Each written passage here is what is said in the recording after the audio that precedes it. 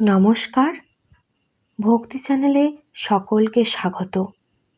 আজ আমি পুরাণ কথার আরেকটি পর্ব নিয়ে হাজির হয়েছি।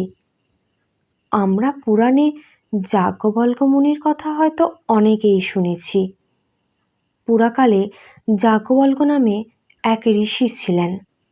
তার পিতার নাম ছিল ব্রহ্মরাত, আবার দেবরাতও বলা হয়ে থাকে। যাজ্ঞবল্ক্য বৈশম্পায়ন মুনির কাছে যজুর্বেদ শিখেছিলেন। উনি অল্প বয়সেই বেদে পরম পণ্ডিত হয়েছিলেন। তার মধ্যে শুধু পাণ্ডিত্যই ছিল না, উনি একজন বড় মাপের তপস্বী যোগীও ছিলেন। তিনি যজুর্বেদের সংস্করণ করেছিলেন।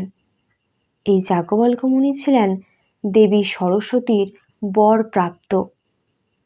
দেবী সরস্বতী যাজ্ঞবল্ক্য মুনিকে উত্তম কবি হওয়ার বরদান করেন। কিভাবে তিনি দেবী সরস্বতীর বরপ্রাপ্ত হলেন সেই কথাই আজ বলবো। যাজ্ঞবল্ক্য মুনি গুরুর অভিশাপে বিদ্যাহীন হয়েছিলেন। তিনি তখন ভারাক্রান্ত মনে সূর্যের দ্বারস্থ হলেন। তিনি বিশেষভাবে তপস্যা করে কণারকে সূর্যের দেখা পেলেন, তাঁর স্তব করলেন, কাঁদতে কাঁদতে তার মনের দুঃখের কথা জানালেন। বেদ বেদাঙ্গসমূহ জ্ঞান দান করে সূর্যদেব তাকে বাগদেবীর স্তব করতে বললেন। তখন যাজ্ঞবল্ক্য মুনি স্নান সেরে শুদ্ধ বস্ত্র পরিধান করে ভক্তি ভরে অবনত মস্তকে বাগদেবীর স্তব পাঠে মগ্ন হলেন। মুনি যাজ্ঞবল্ক্য এইভাবে দেবীর বন্দনা করলেন। হে মা বাগেশ্বরী, শ্রী গুরুর অভিশাপে আমি স্মৃতিশক্তি হারিয়েছি। আমি এখন দুঃখ সাগরে নিমজ্জিত। আপনি আমাকে রক্ষা করুন। হে বিদ্যার দেবী, আমাকে আপনি জ্ঞান দিন, স্মৃতিশক্তি দিন, বিদ্যা প্রতিষ্ঠা কবিতা দান করুন। আমি যেন গুরু হওয়ার সামর্থ্য লাভ করতে পারি। গ্রন্থ কবিতা রচনা করার ক্ষমতা আপনি আমাকে দান করুন।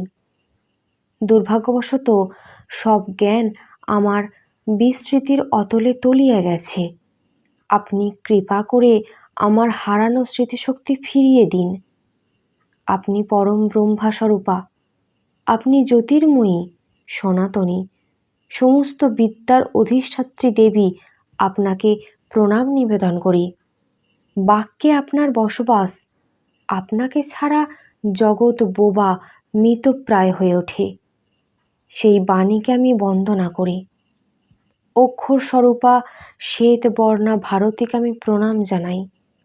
সেই কাল ও সংখ্যা স্বরূপা দেবীকে আমি প্রণাম জানাই। স্মৃতিশক্তি, জ্ঞান শক্তি, বৃদ্ধি শক্তি, প্রতিভা শক্তি, কল্পনা শক্তি, যা কিছু আপনার আছে, ধ্যানের কল্যাণে তা আমার হোক। যাজ্ঞবল্ক্য এবার দেবী সরস্বতীকে বলতে শুরু করলেন। একবার পুত্র সনত কুমার পিতা ব্রহ্মার কাছে জ্ঞানের বিষয়ে কিছু প্রশ্ন করেছিলেন।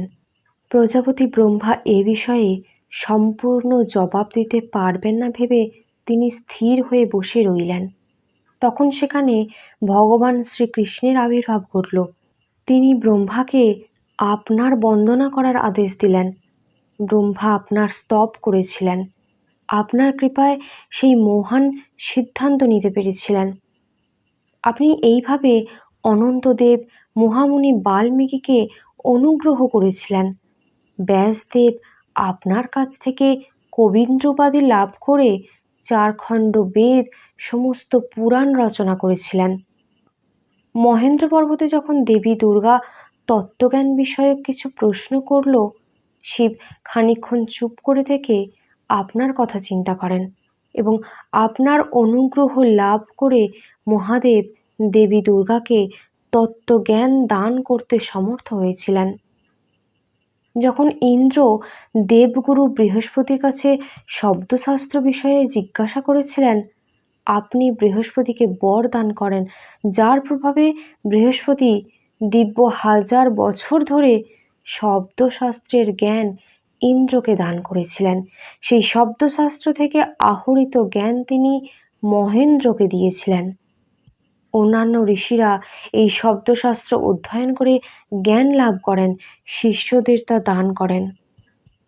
সমস্ত মস্তক বিশিষ্ট অনন্তদেব, পঞ্চানন শিব এবং চতুর্মুখ ব্রহ্মা যার স্তব করতে গিয়ে সমস্ত শক্তি হারিয়ে ফেলেন, কেবলমাত্র হাত জোর করে পূজা করেন, সেখানে আমার মতো একমুখ বিশিষ্ট সাধারণ লোকের কি ক্ষমতা আপনাকে স্তব করে তুষ্ট করি?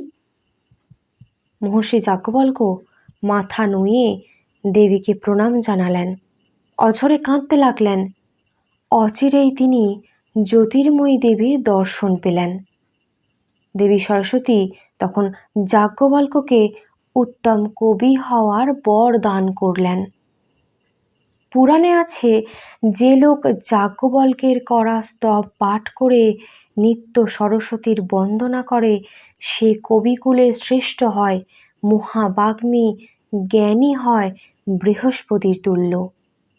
মূর্খ ও অক্ষর জ্ঞানহীন লোকও যদি 1 বছর নিয়ম করে এই স্তোত্র পাঠ করে, তাহলে সে নিশ্চয়ই পণ্ডিত, মেধাবী ও শ্রেষ্ঠ কবিতে পরিণত হয়।